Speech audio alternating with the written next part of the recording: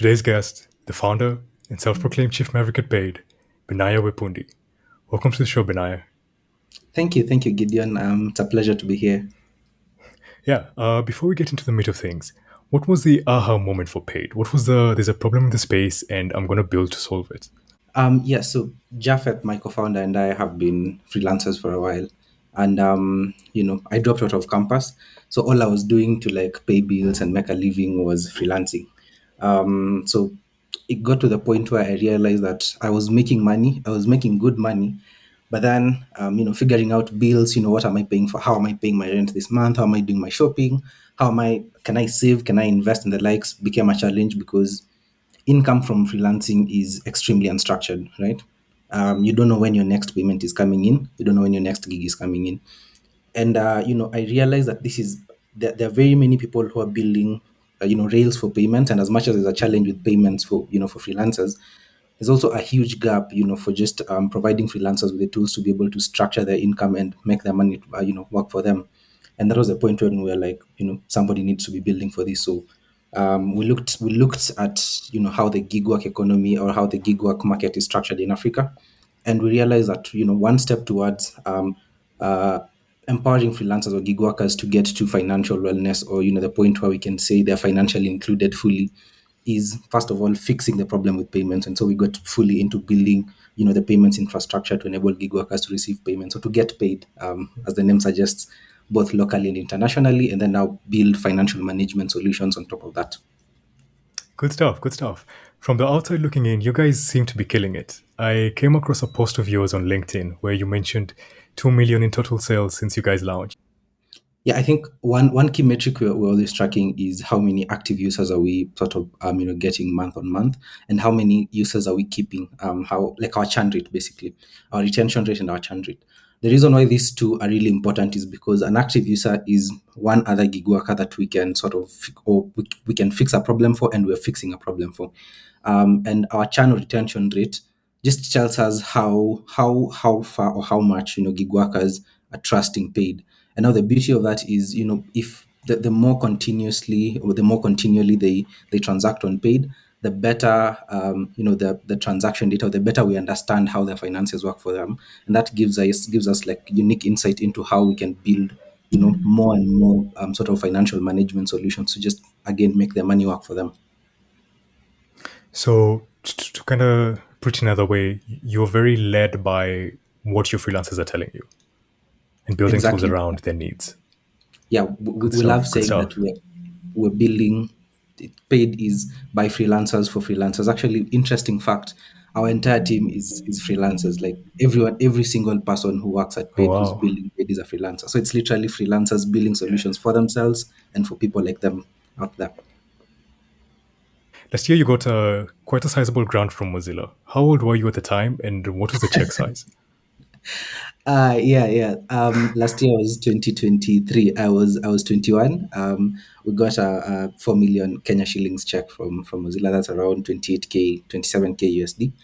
Um, Mozilla was an exciting, sort of step or stage for Paid, because you have this global foundation that has seen opportunities in Africa to invest, and they've seen the work you guys are doing, they've seen the market you guys are targeting, and they're like, yeah, we need to give these guys money to keep building.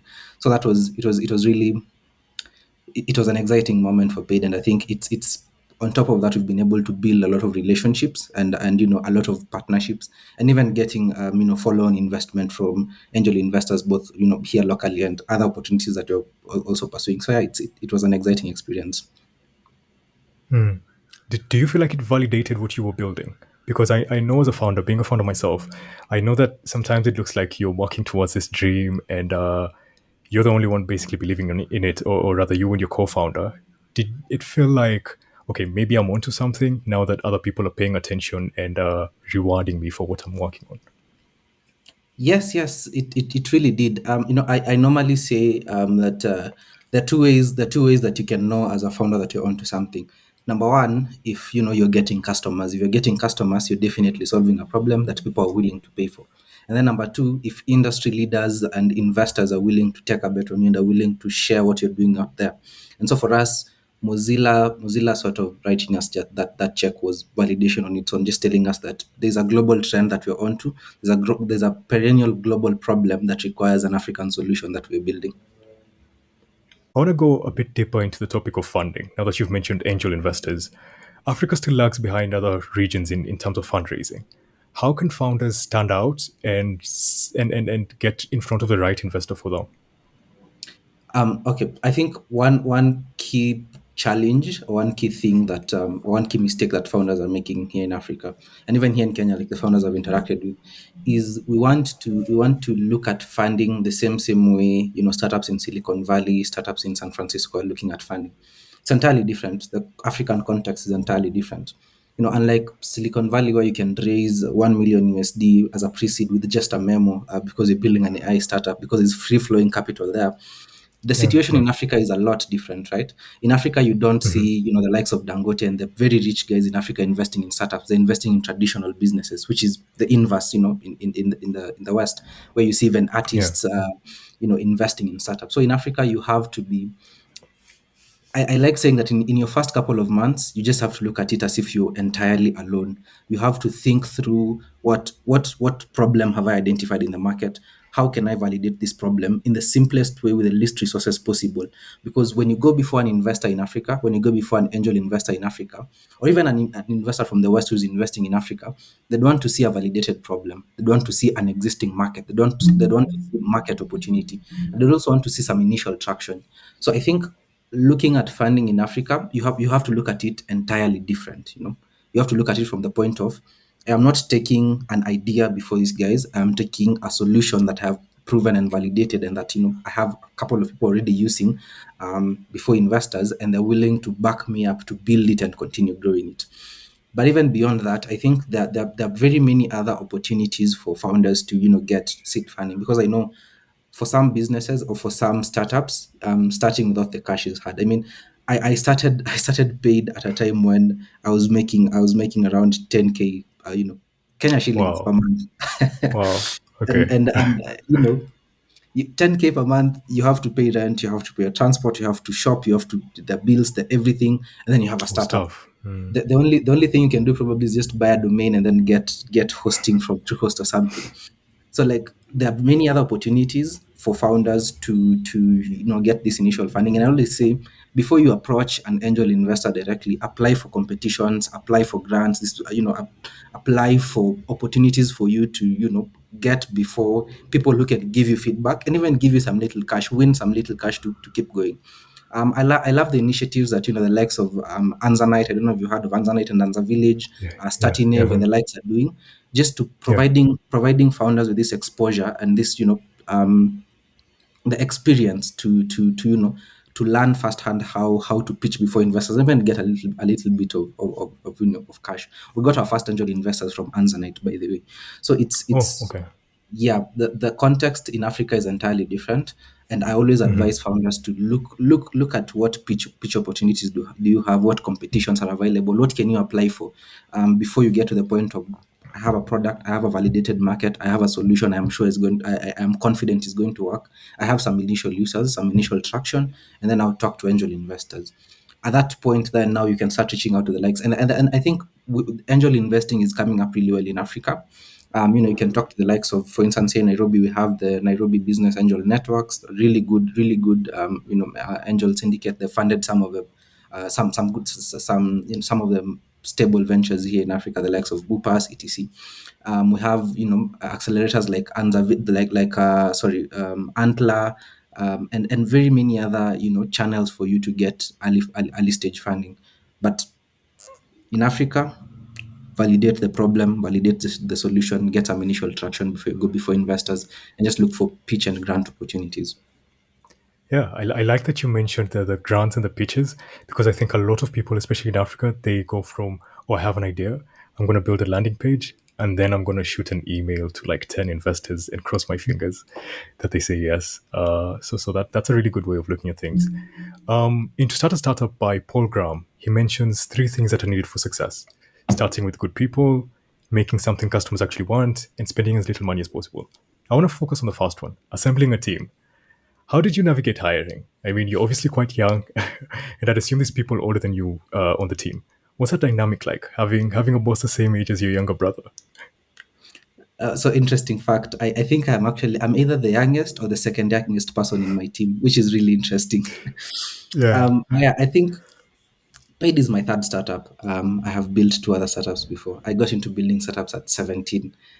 So I had a couple of turns to do things and fail and then learn from that.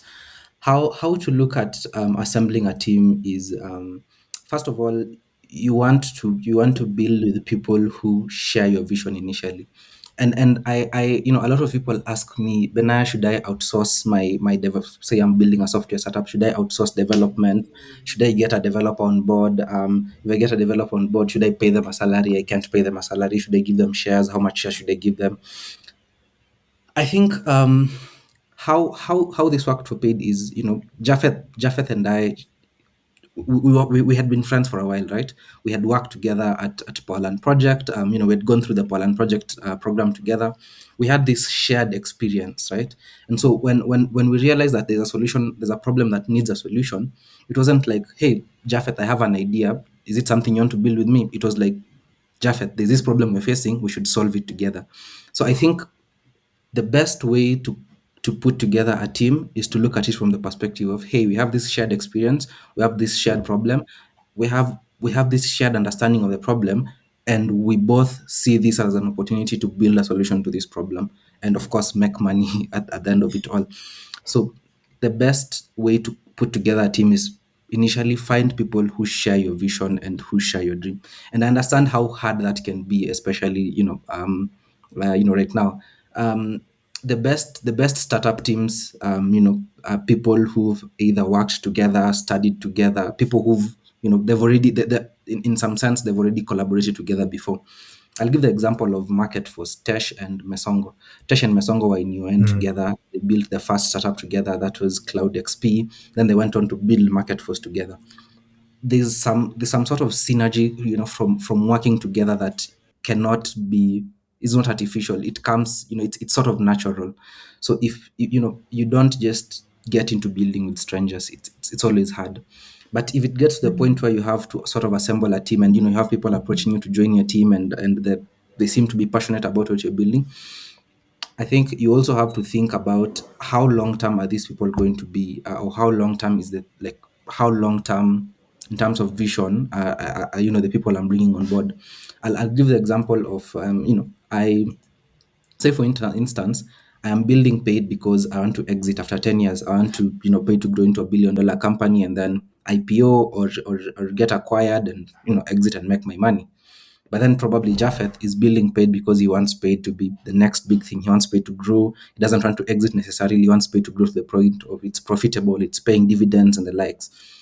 That difference in vision can be a problem for the startup, because for one person it's a lifetime investment. For another person, it's a short-term investment. One person could be willing to sort of exit after a short time, say get acquired, IPO, or just like make cash fast after a given period of time, and then that's it for them. For another person, it could be like a lifestyle Yeah. product, like they're building it, they're investing in it for the long term, for forever, grow, make profits, get dividends. It's like they're building it for generational wealth. Those are two different outlooks from building. So you have to make sure that you have unity of purpose, and like what both of you are looking to get out of it, especially for co-founders. And then, of course, lastly and most importantly, is what are they bringing to the table, in terms of skills for starters. So, for instance, if I am good at Paid, I'm very good at PR. I'm very good at branding. Very good at design. I'm very good at business development. I'm good at finance. Japheth is good at marketing. He's very good at marketing. He's good at community. Um, and he's also good at product. And then now we have Diana, our other co-founder. Diana is good at people and culture. Diana is good at team management, product management, and she's also an amazing engineer. We have Vincent, our CTO, who's very experienced when it comes to sort of building systems and building both enterprise and consumer products. So you see, there's a clear balance. There's a clear balance in terms of skill. There's a clear balance in terms of experience. when you're putting together your team, this is something that is very important, because as much as we always say founders are generalists, at the end of the day, someone has to do something really, really well, because you're delivering a product out there, and you're competing with large market forces. If today you're building a fintech, your competition is M-Pesa, Revolut, PayPal, and the likes. These are guys who've been in the industry for forever. So you have to make sure that you're putting your best foot forward.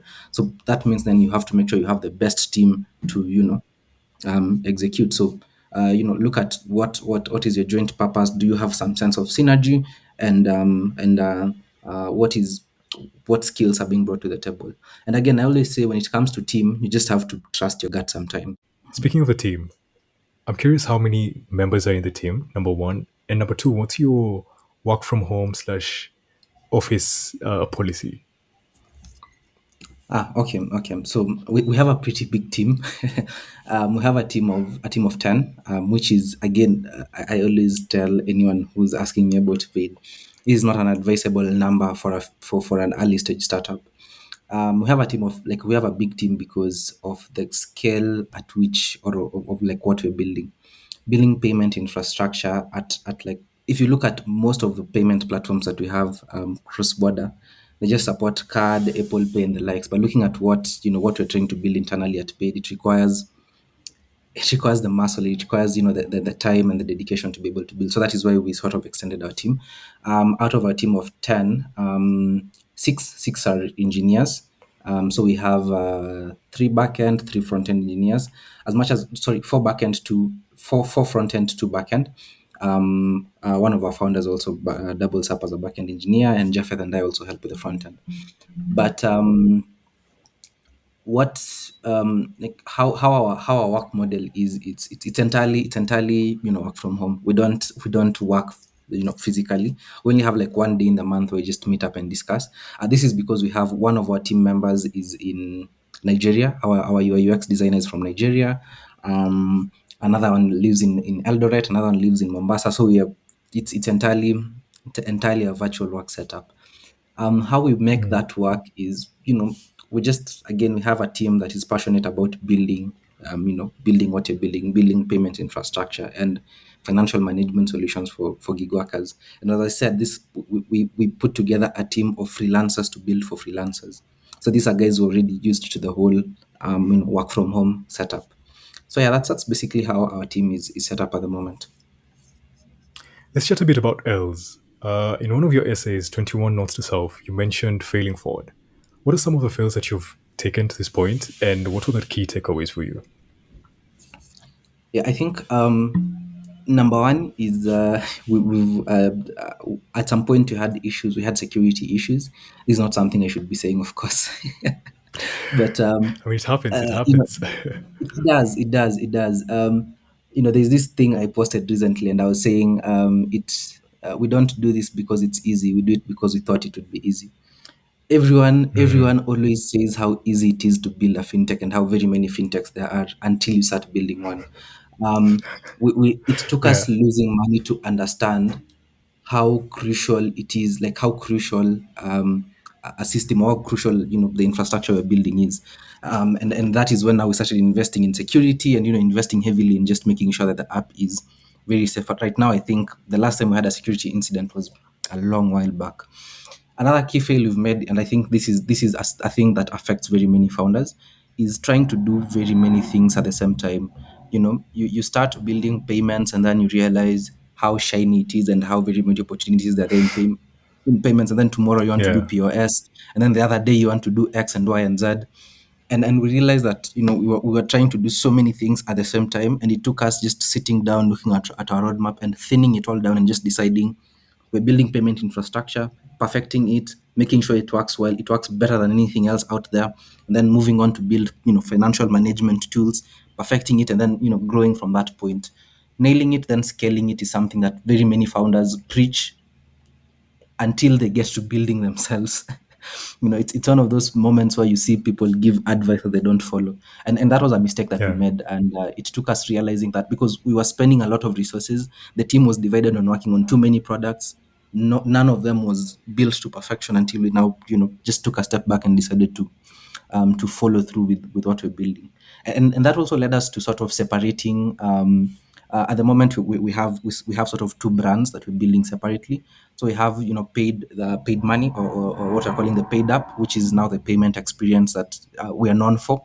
And then on the other side, we're building what we're calling paid experiences, which is, I think you've interacted with our ticketing platform. So Yeah, ticketing yeah. was not something we intended to do originally. We just stumbled on it, and we realized there's a gap there as well. So we decided to just build it, but as a separate entity, so that we maintain focus on what we originally intended to build and the problem we originally identified, and just nail it first before we scale it. So yeah, I think the second one is probably the biggest mistake we've made, just trying to do too many things at the same time, and it's very many founders fall into that trap. Most of the fintech startups that have shut down because they try to do too many things and then stretch their resources thin and realize it's too late and they couldn't raise anymore. So I think founders need to give attention to that.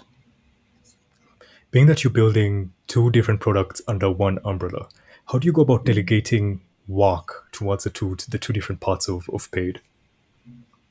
Yeah. So what we do is, we our the of course 70% of all our resources goes into the primary business, or the core business, which is payments for gig workers. How we delegate is, I take lead in terms of product on the main on paid money, what we're calling paid money, and Japheth, my co-founder, takes lead when it comes to paid experiences. And then, when it comes to the development work that is needed, we just it just it's free flowing and natural, because we've built sort of an internal culture of self drive and personal accountability. So in the sense that if a bug comes up today on paid experiences, I don't have to wait for the lead engineer to come and then look at the bug. I go and look at it myself. If it's an intern who's available, they look at it themselves. So it's sort of, we've over time we've built a perfect balance of just taking responsibility, and of course having a clear plan, in terms of a roadmap. I think I mentioned, Diana, one of our co-founders. She's particularly good at just keeping things flowing and planning, and so we everything just flows smoothly. I wouldn't say there's a specific formula. It's just culture, I think. Culture, and it's not like people are not doing this as a job. They're doing this as something that they're building for themselves, as a passion, for lack of a better word. Noted, noted. Correct me if I'm wrong, but you were studying law before you dropped out, and you also happen to be an engineer. Do you Yeah, ever think yeah, about the yeah. opportunity cost of being a founder? The six-figure pay slip without the founder headaches or the sleepless nights? Do you ever think about the what ifs? So, let me add to the question. Last week on Friday, I think sometime last week, I resigned from. I was working for a company in the US. I was a COO at an AI company in the US, making. I think I saw that from your bio, I think. Yes, Was it ever yes, on your yes. bio on Instagram? Okay, yeah, yeah. Yeah, I was making, in a good month when the dollar was doing so well, up to 500K a month. I Oh, resigned on wow. Friday to build paid. I think, Yeah. It's I'm a tough still taking decision, it in bro. myself. I'm still That's a taking it tough in myself. decision. How's But how's it's that it's been? it's I think it's just looking at it, sort of differently. Yeah? If my CTO was telling me yesterday, if Mark Zuckerberg, envied, or just looked forward to just working at IBM or working at MySpace, and instead of building his own platform that was unprofitable, like wasn't making any revenue for over 4 years, we would never have had Facebook today. Instagram would probably be not be as big as it is today, and WhatsApp would not be where it is. We wouldn't have Llama, the open source AI model. We wouldn't have Oculus. Just that one single decision that he took to decide to build and just invest his whole and pour his whole life into building has changed the world in a great way. And I think for me that is the same way I look at it, right? that one single decision, or the several decisions I made, right from dropping out from law school, all the way to getting into software engineering. Trying, I've worked in digital marketing. I've worked as a social media manager, as a graphic designer, and just dropping all that Yeah. and focusing on building this one solution that I'm very confident about is Yeah. my own little way of investing in the future, right? It's my own little way Mhm. of um, making the world, the next world, a better place, and particularly in this case, making investing in the future of work, because gig work is the future of work. And when you look at it keenly, 10 years from now, paid will be worth way, way, way more than I would have made, from a 500K a month salary. So Yeah. it will still work out. It's Mm. I think I always say, as a founder, you have to have a sense of delusion, just staying the lulu at some point. So that's where I'm at. Yeah, yeah, good stuff, good stuff. Speaking of the future, you spent quite a bit of time in the gig economy, and you've been working on paid for about a year now. Where do you see the future of Africa's gig economy heading? Yeah, I think it's already clear. We have over 100 million gig workers in Africa already, right? And even just looking at it, first of all, from an internal perspective, just take an example of cabs, Uber, Bolt, and the likes. This like the level, the uptake that has been there is astonishing. Like it has literally changed how transport works, right? That is gig work, as a place to start. Even looking at Yeah, how global entities are hiring and are acquiring skilled labor here in Africa. It's a clear bellwether for what's coming, and like where the trend is going. World Bank estimated that by 2030 we'll have over the growth, or the number of gig workers in Africa is almost going to double. When you look at the likes of platforms like Upwork, Fiverr, Remote Task, these platforms are thriving in Africa because there is the workforce. And I think what I love about where Africa is right now is technology is booming, and even outside what we call the big five, Kenya, Nigeria, Egypt, South Africa, um, and the uptake of tech coincides with more opportunities for Africans to get into the tech space. And as more Africans get into the tech space, it means that uh, more there are not enough formal jobs or formal employment to absorb all these Africans. So people are continuously looking for opportunities to put their skills into work and make a living, and that is where gig work comes in. And even beyond that, if you look at it even from the perspective of employers, having someone full time in your company and having a gig worker, who you have on contract basis, is cheaper, and it's even more convenient, because you find people running companies that are making millions of dollars without offices. The company I was working for is hiring from the Philippines, from Kenya, from other parts of Africa. I have never been to the office of the company. None of us has ever been to the office of the company, right? But the yeah, company is making a shit ton of money, and providing opportunities, immense opportunities to people all over the globe, and providing services, stellar services to people all over the globe, just through the power of gig work. So I think Africa has a huge opportunity in terms of gig work, and I'm happy that governments in Africa are also investing heavily in enabling gig work. We've seen, programs like Ajira, by the Kenyan government, just training people on how to get on these platforms and the likes. So, gig work is going to be the next $1 trillion market, not only for Africa but for the globe. mm. I like that you mentioned the potential, or rather, try to quantify it. Um, I'm curious what the evolving of paid as a product looks like. Are you planning on bringing on more features in the near future that you could talk about, of course? Yeah, yeah. We're building an entirely open product. I mean, I always say, sorry, I add too many details to the answers, but I No, always no, no, say, all good, all good. Mm. I always say, if you're afraid of someone stealing your idea, you're just doing it all wrong. Like, execution is everything. I might tell you Yeah, about a feature building tomorrow, and someone builds it, but it just because we know what we're building and we understand the market, we'll just do it better. yeah. It doesn't make a difference. So yeah, the about the evolution of paid, as I mentioned, right now our primary focus is on just building payment infrastructure for gig workers. And by payment infrastructure, I mean payment infrastructure that makes it easy, instant, and secure for me as a freelancer here in Kenya to receive payments, a freelancer in Uganda, a freelancer in South Africa to receive payments, and making it secure, like a trustworthy platform for a client in the US, a client in the UK, a client in France to make payments here in Africa. That is one of the things that many people have, many platforms are ignoring. The fact that it's not only about me receiving payments here, it's about whoever is making payments also trusting these platforms. That is why you have a lot of payments traffic still going through PayPal, Remitly, and wire transfers, as much as these platforms have their own challenges, especially for us, the recipients, because the people who are making the payments trust these platforms. And so we're looking to build the payment and focusing on building the payment infrastructure that is trusted by those making payments and easy to use and convenient for those receiving the payments. That is just the first step. After we've built that in the next 2 3 years, we'll then shift our focus to entirely building financial management infrastructure for those receiving these payments.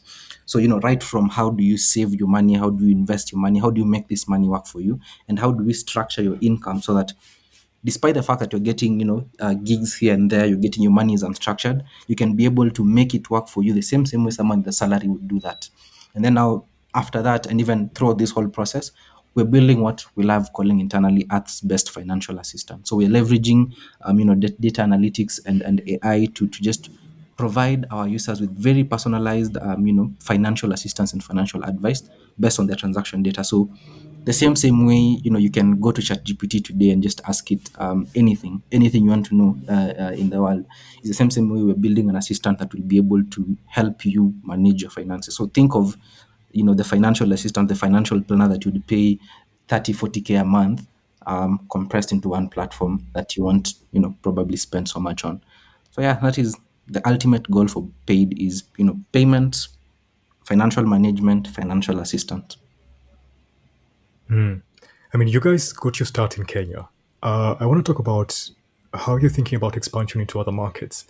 I asked this question from the perspective of you're clearly very in touch with the events that you guys are ticketing. So, how do you replicate that model when scaling towards other countries? Interesting question. I think Africa is one big country, but individual countries in Africa have unique markets and unique experiences. And so, right now, as I said before, we're focused on nailing it fast in Kenya and just fully understanding the Kenyan market, fully providing solutions for the Kenyan market before we go and and just explore other markets outside Kenya. Of course, the likes of Nigeria, Uganda, South Africa, and our growth formula is pretty simple. As much as gig work is the same across the continent, and across the world, these markets have like very unique, players in this market are different. The experiences in these markets are different. For instance, here in Kenya, mobile money is huge. Everyone is using Yeah. mobile money. When you go to Nigeria, um, bank is the thing. Everyone is using bank platforms. When you go to South Africa, there's a fragmented. It's sort of like a fragmented market. And like here, where when you're building a fintech, M-Pesa is what you just need for a start. It's the one single integration you need. When you go to South Africa, you have like 10 different players that are doing payments with different market segments. And so it's just nailing it in one place and then going to other markets, studying the markets, and then replicating the solutions in that market. You'll probably be seeing paid experiences, that is our ticketing and experience platform, replicated in other markets sooner than expected. We are already exploring other markets to grow that. But yeah, it's just learning as we go, learning early and learning often. That's our mantra. Good stuff. Good stuff, Benaiah. This has been an amazing conversation, Benaiah. It's been exciting to see to see Africa through your lens, through your perspective. I want to end us off with one question: where can listeners find you online if they want to learn more? Amazing, amazing. You can always reach me personally on my blog, Benaiah's Thought, B3, Benaiah with a 3.org. You can follow me on X, B3N paid, at B3N paid, or just search for Money and Vibes. You can find me on Instagram at it's underscore Benaiah. And yeah, I am always open and excited to have conversations with founders. I think it's also worth mentioning that I do startup consulting on the side, besides being paid.